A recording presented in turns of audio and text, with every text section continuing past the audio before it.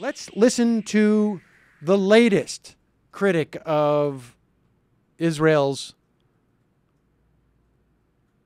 incursion into Gaza. It is that well-known, fire-breathing, hippie-like liberal. Influential humanitarian. Yes. Global voice of conscience. Right. Joe Scarborough. It's just incredible reporting by Eamon. Nicole, let me ask you. I mean, we never talked about Israel before. I've always been like 100% supporter of Israel. The joke in Congress was anytime I the key to the city of Tel Aviv, I could, get a gold-plated one. I'm sorry, this is asinine. This continued killing of women and children in a way that appears to be indiscriminate is asinine. It is bad. Of course, it's tragic for the Palestinian people. It is bad for the Israeli people. I mean, we will rue the day that this is happening every day and women and children are being seen, because you know what? As much as we all hate Hamas, what is going to replace Hamas is going to be much worse. It's going to be a radical Islamist group instead of just power-hungry, corrupt people that despise Israel. This is such a nightmare that is unfolding. And the biggest nightmare is that Hamas was on the run. The Arab states hate Hamas. And Israel has made them not only relevant again, but champions of the Palestinian people. This tragedy just keeps unfolding, and it keeps getting worse.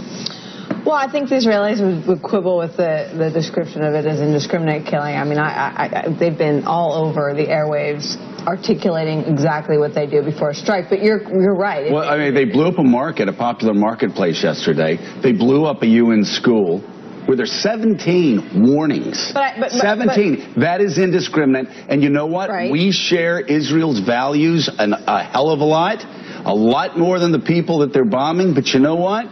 The United States of America, we cannot be associated with this if this continues. This is so bad, not only for the Israeli people, but for us. I mean, I don't know, short of, I really don't know what I could disagree with what Joe Scarborough had to say there. And I appreciate him listening to this program to get his talking points. But I don't know that I could argue with anything he said there. He's absolutely right. And I don't know what else there is to say. I mean, I'll add something to say. If Joe Scarborough could think that rationally, cogently, and with a minimum of ethics about this issue, what on earth is your justification for continuing to defend this policy? Right. I mean, if you are looking at the images and the reality of what's going on, and you're still repeating the same exhausted talking points about, discredited stories about human shields and discredited stories about weapons depots. When you do this type of operation and that type of civilian density, you're going to kill a lot of innocent people. And that's what's happening every single day. And if Joe Scarborough gets it and you don't get it, it's time for pretty serious life and ethics reassessment here. Right. You got to look in the mirror.